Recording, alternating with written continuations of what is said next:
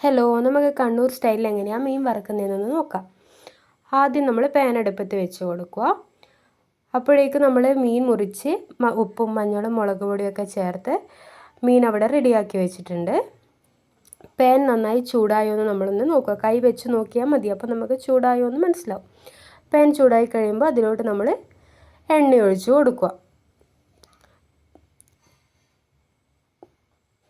ശേഷം നമുക്ക് അതിലോട്ട് കറിവേപ്പില വെച്ച് കൊടുക്കുക. അതാകുമ്പോൾ നമുക്ക് ആ മീൻ വറുത്തതിന് കറിവേപ്പിലയുടെ ഫ്ലേവറും കൂടി ലഭിക്കും. പിന്നെ നമുക്ക് നമ്മൾ റെഡിയാക്കി വെച്ച മീൻ പാനിലോട്ട് ഇട്ട് കൊടുക്കാം. ഞങ്ങൾ 2 പേരേ ഉള്ളൂ, അത് കാരണം ഞാൻ 3 മീനെ വറുത്തെടുക്കുന്നുള്ളൂ.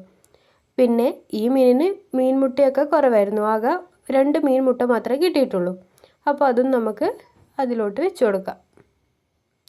ബാക്കി വരുന്ന മസാല നമുക്ക് ഈ മീനിൻ്റെ മുകളിലോട്ടായിട്ട് ഇട്ട് കൊടുക്കാം.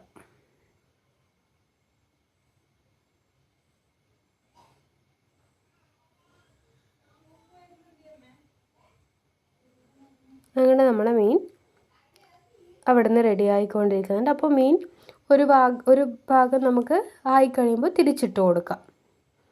പാനിൽ വെളിച്ചെണ്ണയൊക്കെ സൈഡിലോട്ടാണ് നിൽക്കുന്നത്, അത് കാരണമാണ് ഞാൻ മീനിനെ ഇതുപോലെ 3 സൈഡിലോട്ടായിട്ട് മാറ്റിയിരിക്കുന്നത്. അപ്പോൾ നമ്മളെ മീൻ വറുത്തത് ഇവിടെ റെഡിയായി.